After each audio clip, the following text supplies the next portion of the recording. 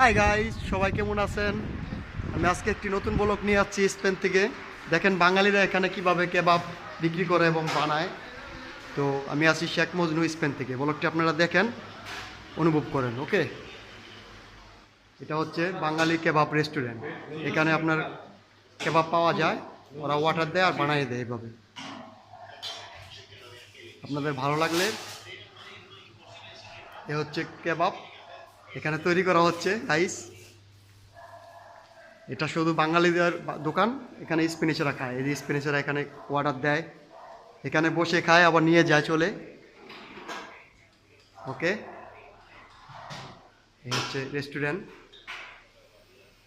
এটা স্পেনের গালিসিয়া সান্তিয়াগো শহর সিটিতে পড়ছে।